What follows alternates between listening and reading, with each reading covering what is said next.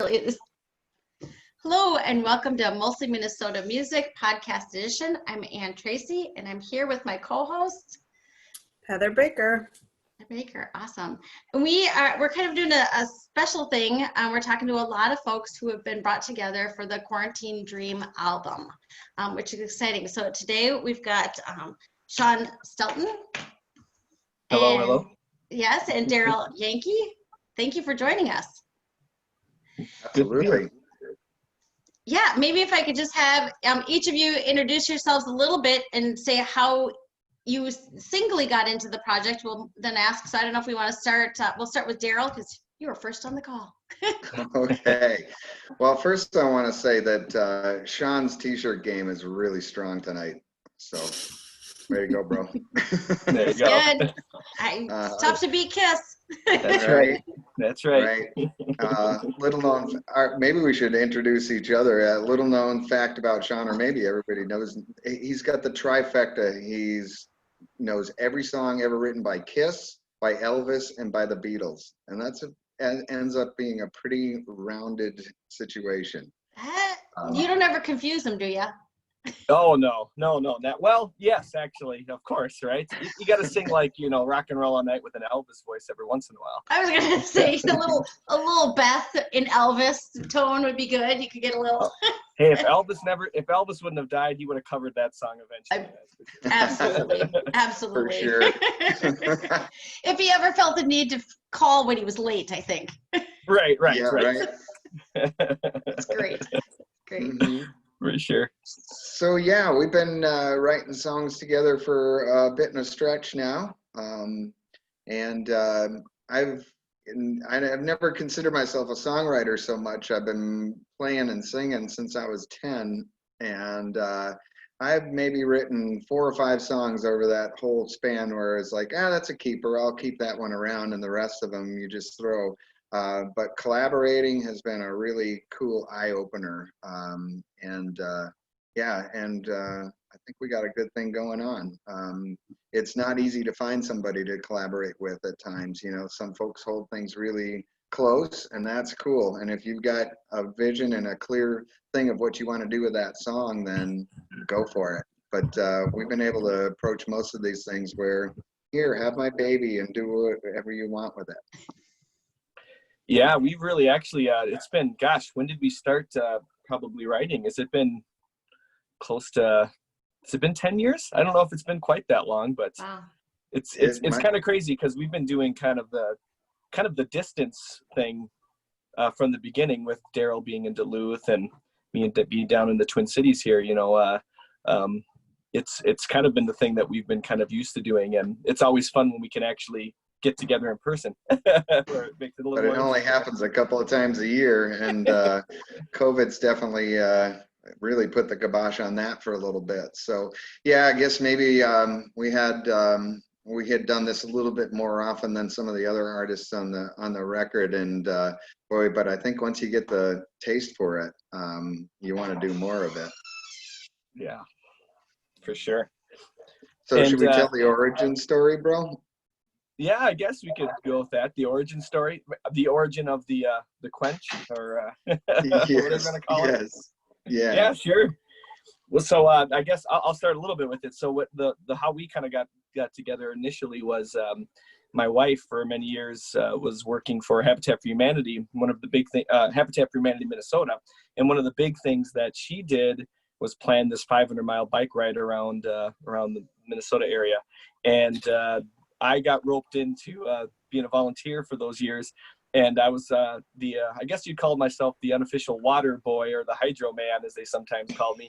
And I bring my guitar out and be hanging out in the cornfield and, playing for the riders and giving them water. And then one year there was this guy that his name happens to be Daryl Yankee. That was he was participating as a rider this particular year. And I remember one of the stops, I think he asked like if you could play the guitar, and started playing a Beatles song. I believe it was 2 of us, and we kind of started harmonizing and singing it. And it was like, hey, this guy's pretty good. So it just kind of clicked right away. And so jump ahead a little bit, Daryl ended up joining me as part of the volunteer. And so we had all these hours together of playing in cornfields and playing on the side of the road and taking requests from the riders. And as Daryl mentioned, the songs that I know, we always kind of joke that, I kind of got the 50s and 60s covered and you cover the rest. So we were able to hit a lot of things during that time. I at least lay down a good blanket of 70s for anybody that's interested. Mm-hmm. What's so funny is that you both are used to working remotely, distance working, we might call it, and you're used to playing in a field for people flying by on bikes. You guys are made for COVID music. Yes, it is all very transient. Yes, transient and outdoors. And we were talking a little bit beforehand. I was just across the street at a bar that has had to move outside now, and there's music outside, and that's been this summer, music being forced outside, and it's actually really cool. The only drawback I can think of is that it's kind of always windy. And so if you rely on cheat sheets and stuff like that, they're just flying all over the place. So if I had to go with what I can remember this summer, and it's not much because I used to follow the Grateful Dead. So it's, but it's been an adventure that way. Oh man. But yeah, so I was an executive director for Habitat for Humanity up here in Duluth. And so I was kind of obligated to do this bike ride thing, and 500 miles in the middle of July. And so the first year, I did the bike thing the whole time. The second year, I'd caught on to Shawn, and it's like, who's this Hydro Man dude? And this looks like, I think I'd like to do this instead of ride the bike the whole time. Yeah. So I kind of forced myself on him, and he was cool about it. But there is nothing like playing. I mean, we'd get up at 6 and be out stationed by 7 in the morning, and then we'd play till 1 or 2 when the riders went through, and we did that for 7 days a week for a couple of years. And I remember the first year we had to make a rule, no singing in the car, because we were enjoying each other so much and singing together and stuff. We'd be singing between water stops and stuff, and we had to go find some lozenges from the the drugstore in Deer River or something like that. And it was like, okay, we got to meter this out a little bit more, be a little more deliberate about it. But you really get to form a musical bond and get to know each other that way. Well, and that's kind of a fun a friend who does that bike ride every year. Oh, okay. It's fun to follow him. Yeah. Yeah. It's a great thing, and it's a really tight crew. How many riders do they usually have, Shawn? They cap it at around 100 or so? Well, I think some of the bigger years when Jenny was part of it was approaching the 130 number, I believe, but I could be wrong on that. But it was somewhere around there, 100 to 130. Yeah. Right. Yeah. So I was gonna say, you gotta give your wife a big thank you for making your worlds collide. Mm-hmm. Absolutely. Yeah. What is put her heart and soul in it too? Yeah. Yeah. What was your most requested song year after year for you two? Well, let's see. Well, of course, there was always Bicycle Race by Queen. It seems like people always wanted to hear that. But I did make up a version. I wrote some lyrics to Ring of Fire, that the Johnny Cash song that was appropriate for the bike ride. And you can imagine it was talking about the buttocks feeling like a ring of fire. And so that one, I probably have, I know I personally have sang that one the most. Play that Ring of Fire song. Okay, here we go. It's good fun. It was good fun. But other than that, I don't know. I feel like, I don't know if there was other ones that we went to a lot, but I think after a little bit, I think after a little bit, folks were like trying to trick us, or see if they do this one, and so that was kind of fun to push and stretch. But yeah, you did Ring of Fire a lot. It was kind of like being in the Rembrandts or something like that, right? Where just everybody do the Friends song, and that's all they want to hear. So. That's right. Yeah, so that was good that we had that, and so and then how we got involved in the project, it was through Ted. Actually, I played a gig with Ted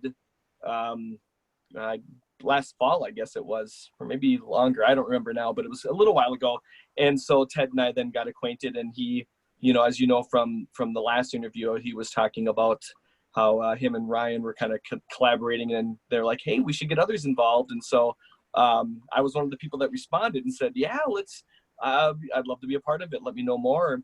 And then from there, I kind of had a little idea of a song, and that's when I was like, who would be good to collaborate with? It was a pretty easy choice. So I was like, yeah, it's time to call Daryl and send the song his way, which is, it kind of went along with kind of our process. You know, either one of us would have like a little idea, usually record it on the phone, send it to the other, and kind of see where it goes.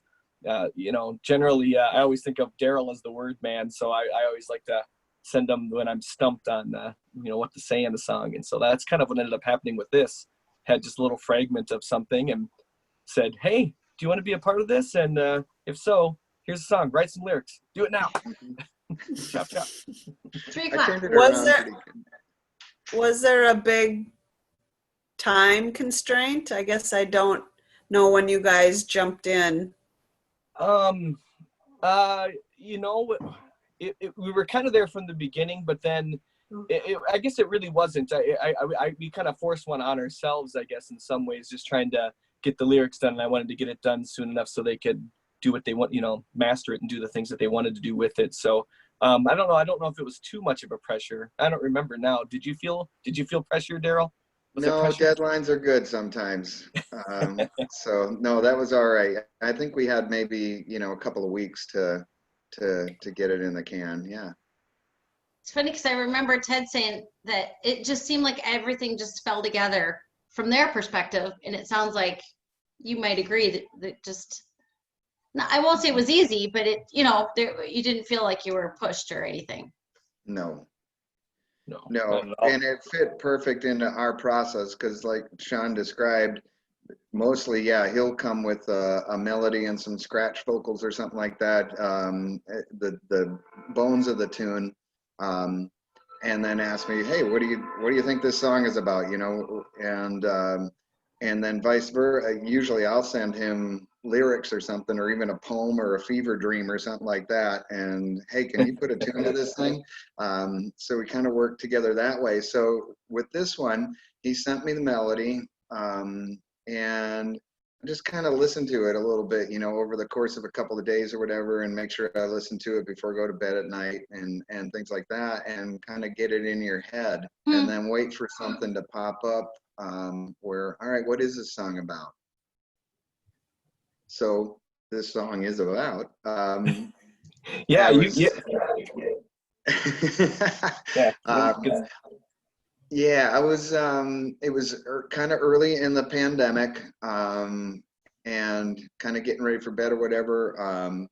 Was down on the street in front of the place, you know, down in Canal Park, and I was just thinking, I just had that song in my head, and somebody came by and they were like, hey, you driving? You got a ride? I need a ride. And I thought,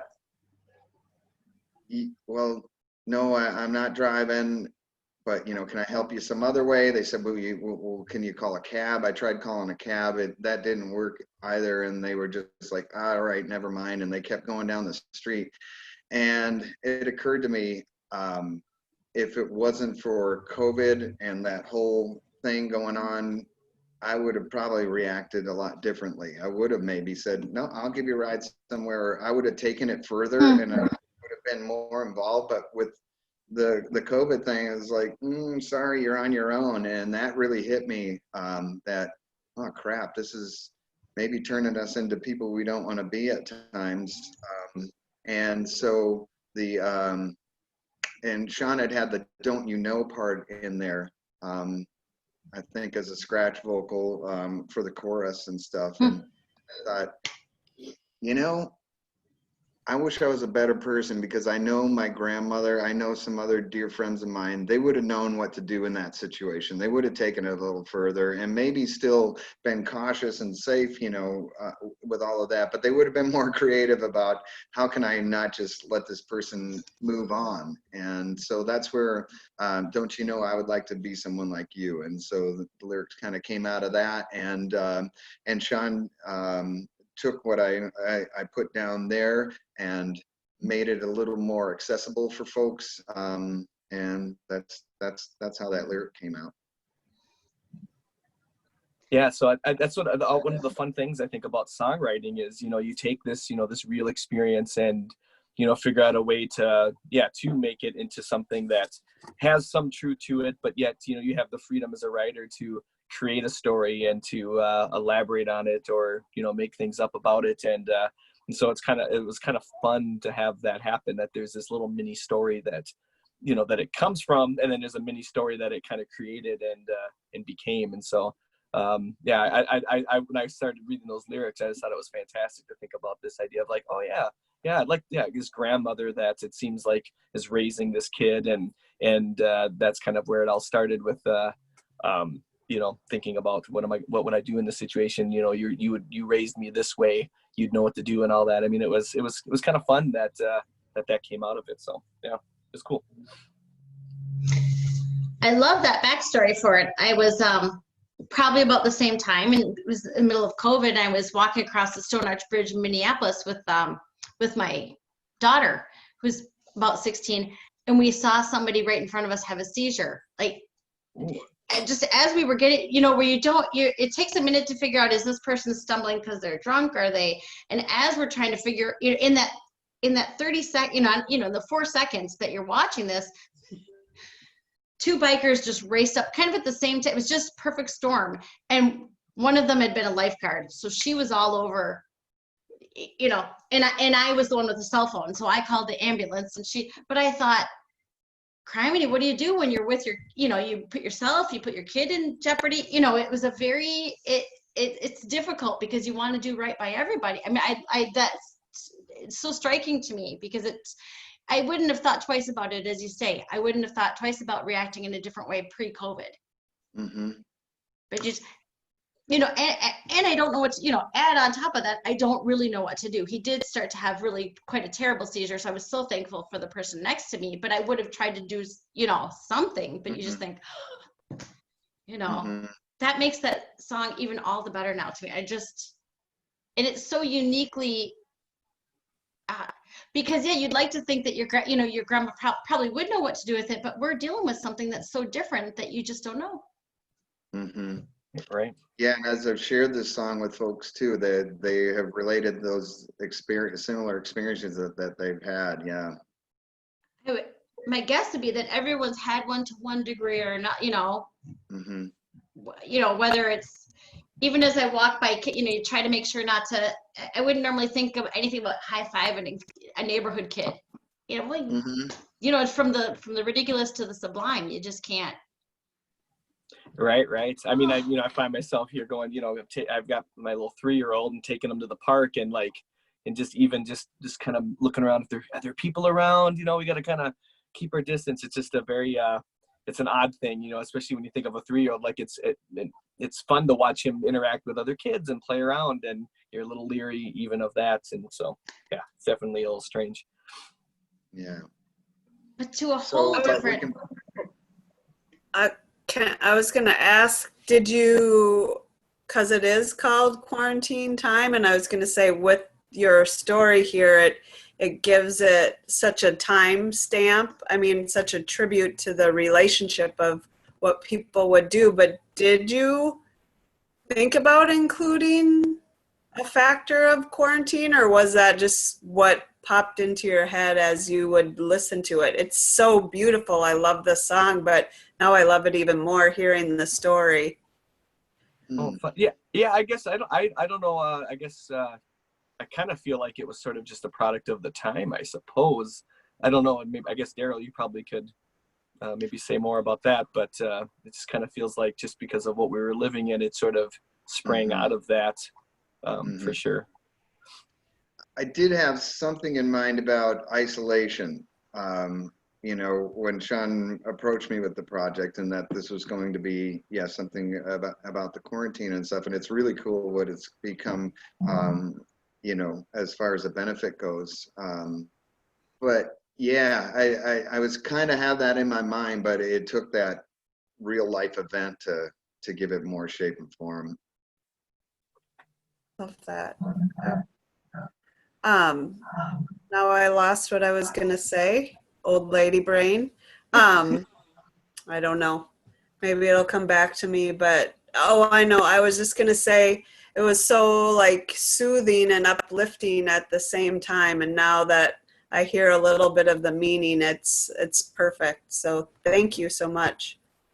Mm. Well, thank you. Yeah, glad to hear Yeah. that. Yeah, it's music has the ability to make a lot of things a little better. I never take for granted the gift and the ability to do that. For sure. And what I really like too about like what you're mentioning, in regards to the vibe of it, it's like the whole album, the whole Quarantine album has a great vibe to it overall. There's such a nice variety of musicians and a variety of styles that are found in it, and so it makes it a very interesting listening experience that you could experience when it comes out on August 7th. I'll say that again. I'll throw that in there. Thank you for fitting that in. There we go.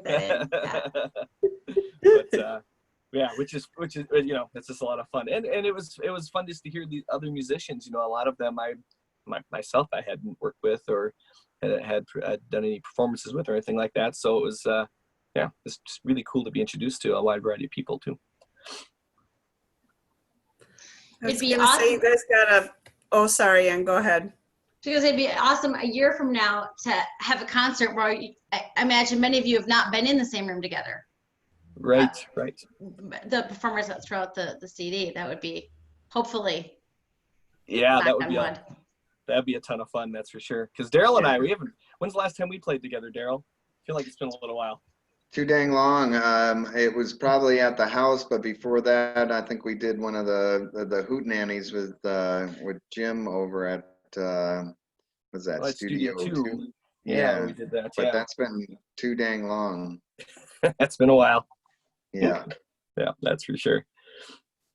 Yeah, we had some fun shows at Studio 2 too before Studio 22. That sounds funny to say.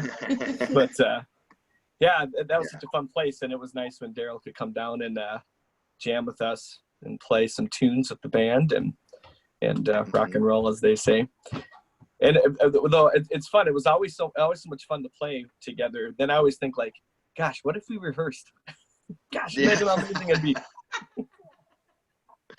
Even if we rehearsed, I'd forget it when we went back. So it's no need for that. But and you invited me to sit in on some of those HootNannies, and that's a really cool format too, where everybody's kind of taking a turn, and if you find a place in their song in the moment, add to it, supplement it, or it's cool to just sit and listen to. And I really enjoyed that format.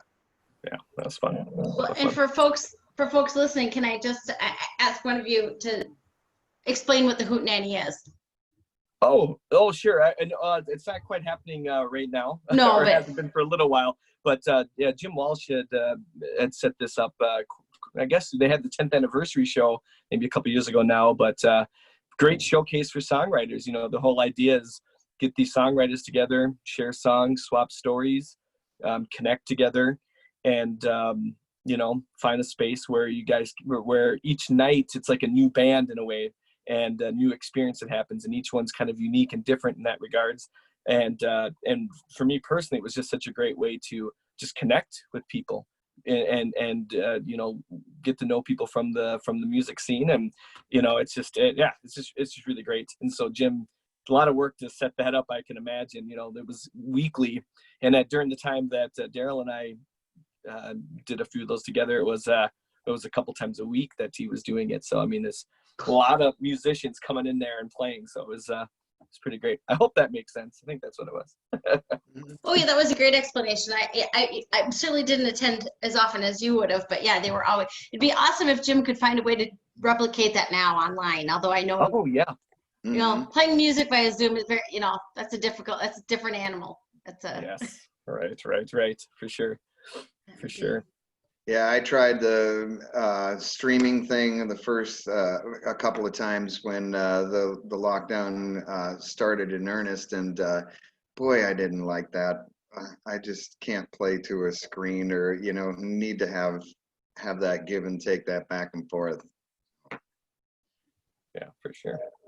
So thankfully the weather got nice, and then we could go out and play. Yeah. Yeah, well, you know what's funny is Heather and I were thinking about, well, we should get out there. We were just in Soldiers Grove, Wisconsin 2 weeks ago. What kind of a scene is there in Duluth? Yeah, well, there's at least three or four venues right now that are set up for live music and are doing it 5 or 6 nights a week. And so it is weather permitting, just like baseball. So, so it's kind of cool that way too. And yeah, so it's not enough to feed everybody, if you know what I mean. The folks that this is their sole income. There's not enough gigs to go around for sure. But folks have been really generous when you do a gig, and recognizing that folks that are playing for a living, the tip jar is filling up quicker. That's good. That's good. Shawn, have you been able to play around the cities at all? Not since this started. Been keeping it to online shows from my garage. So that's Nice. that's what I've been doing. And recording. I decided to focus on. I've got a new album that's hopefully going to be coming out at either the end of the month or sometime in September. And so been focusing a lot on just getting that ready, which Daryl's on a track, which is great. So we had a little collaboration for that as well. Nice. But yeah, so that's been my musical focus, and jamming with my 3-year-old as he's banging on his little drum and rocking out and making up some songs about trucks. They're all about trucks, so that's good. A lot of good songs about trucks. Oh yeah. It's a good job. Yeah. Mm-hmm. 18 wheels, gonna make it home tonight. I mean, there are a lot of good songs about trucks. You could. Right. Very true. Right. Very true. Folks have been really creative and expanding. After I think that initial contraction, that kind of what our song speaks of, I think it's opening up people in new and different ways, and putting music in different places than it usually has been. I know we're out at my buddy's cabin with his 2 little ones a couple months ago, and I had forgotten my guitar, but it was like, what are you guys going to do today? It was raining out, and they're like, we want to make music. And it's like, okay, well, what do we got for instruments? And we went out to the garage and we just started building instruments out of driftwood and pots and pans and things like that. And we had a little jam out in the garage. Fantastic. So, yeah. I was going to say, I would do that. Maybe I would sound better too. It's not me, it's my instrument. Is there any other ways that you've turned things around or look at things differently? Not necessarily music, but I'm sort of thinking that way. But during this time that you were like, oh, wow, something that's caught your attention? I guess I teach 7th grade language arts when I'm not making concerts, I guess, on Facebook. But and it was a very interesting experience this spring, doing the distance learning. And it, in some ways, there was I found a lot of positives in it, where instead of all of my time just, being in front of kids, I had more time in some ways to really look at the work that they were doing, and actually dig in a little bit more and really kind of see that a little bit more clearly. And for some of the kids too, it was kind of amazing to see how I had some students that during normal times maybe were struggling a little bit, and all of a sudden here they are getting their work in, and something about being able to do it kind of on their own schedule was maybe a little bit freeing. And so I thought that was kind of fascinating to see, that, teaching doesn't always have to be, you don't always have to be in the same room. Granted, I would prefer it that way, but, that it was pretty fascinating to see some of the success that some of these kids were having with it and working through it, with how strange that would be not being around your friends and all that, and how, scary probably it had been during that time. So that was kind of fun. I like that answer. it makes me feel hopeful for all the uncertainty for the teachers and students. Yeah. Thank you for doing that. Yeah, thank you. Yeah, we'll see how it all turns out here this fall, but well, yeah, fingers crossed. It's all going to be good. Well, if the passion's there, even in the circumstances, you just adjust and keep that passion going, right? You know, the other thing that we haven't really talked about, yeah, we've had the COVID when we had the murder hornets, and we also have had reckoning about diversity and equity and inclusion happening here too. And I work at a humane society, and animal welfare is a very white thing, right? And so this has helped to get our stakeholders, our animal folks, to think on the lines of equity and inclusion in a different lens. And where we've framed it in is that sometimes animal people can be really judgy about who gets a dog, or who gets, you know, or do you deserve that dog? If you have life circumstances, you're experiencing homelessness and things like that, you know, it's unfortunate, but most of the time it's like, well, you shouldn't have that dog anymore, you know, and how that conversation goes. And so we're forcing ourselves, as a staff, as volunteers, as donors and things, to look at that. And is that, you know, what do we believe about equity and inclusion as far as who gets to have a pet? And can we come up with resources and stuff to support people through hard times so they can keep that pet? Because I tell you what, I spent some time down in San Diego during school, and we were working with folks that were experiencing homelessness, and I've never seen people that love their dogs more. And so, so yeah, it's given me an angle in animal welfare. I think if we went straight to Black Lives Matter, a lot of the folks would be like, but what does that have to do with animals? And, you know, we're animal people, so we don't like people anyways.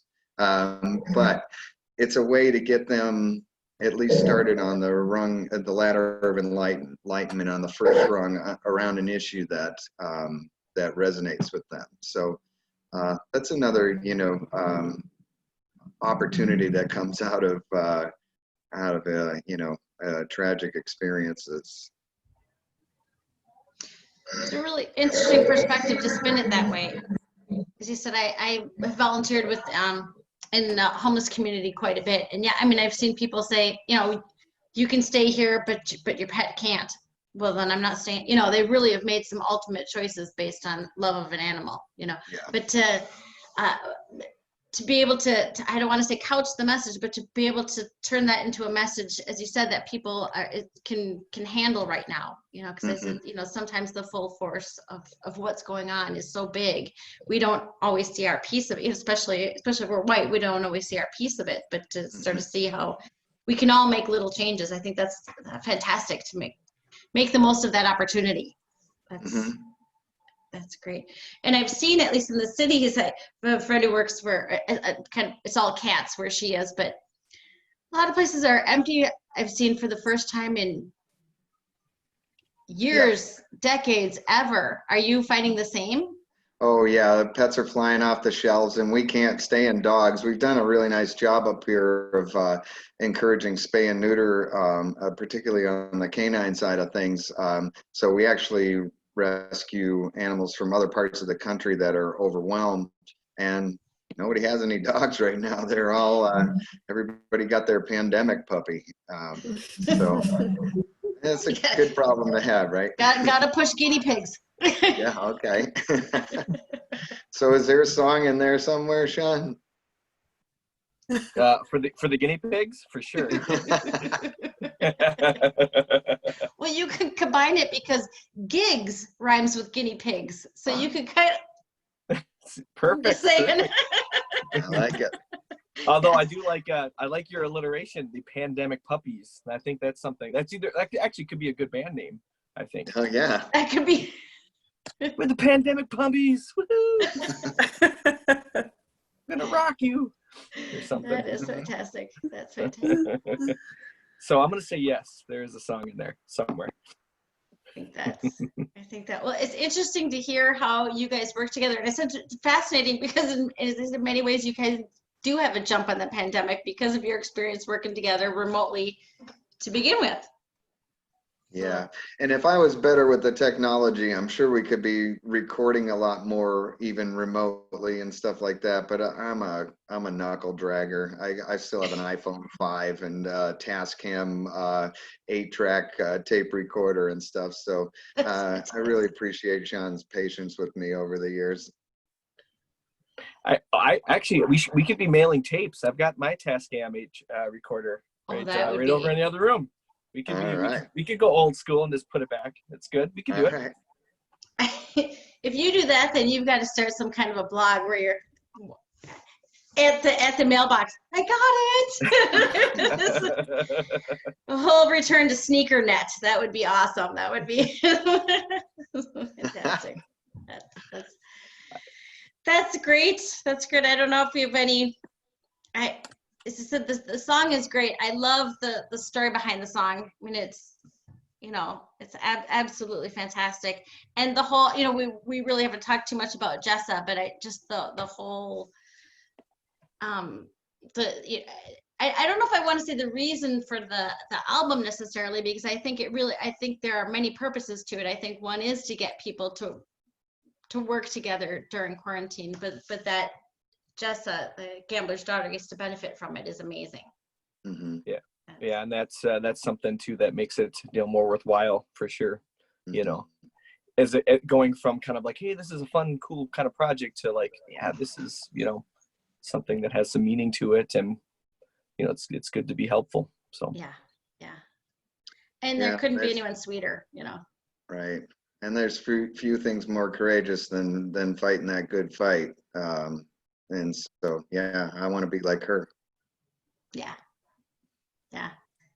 She has a lot of courage. She has a lot of courage, and thanks to folks like you, she has a lot of support, which helps. It's good to have a hometown team. So as you said, Quarantine Dream coming out. Shawn, remind us. August 7th. I hope that's the right date. I think it is. Yeah, I'm famous for bad calendaring, but I'm pretty sure that it's August 7th. And that's actually tomorrow, isn't it? It's actually tomorrow. I know. Even better, or depending on when people see this, but that's Mm-hmm. For us. Well, now I gotta post it by tonight. It'll be up by tonight, so that's good. That's good. Well, and I'm excited for more people to be able to listen to all of it, because it really is it defies genre. There are so many different people who have made so many different connections and so many, to give what you guys are so good at to such a cause, and to give a glimpse of what it is for quarantine. I mean, I just think it's this time is going to affect us all in so many different, from those of us who are upright feeders to to your 3-year-old, there will be a for sure. I kind of say to my kids, this will have a cultural effect like the Depression. There'll be a COVID version of saving plastic bags. Right. Well, I was going to say, our garage is all going to fill up with half-used straws and things like that, and bent nails we can rebend. There's nothing wrong with that, right?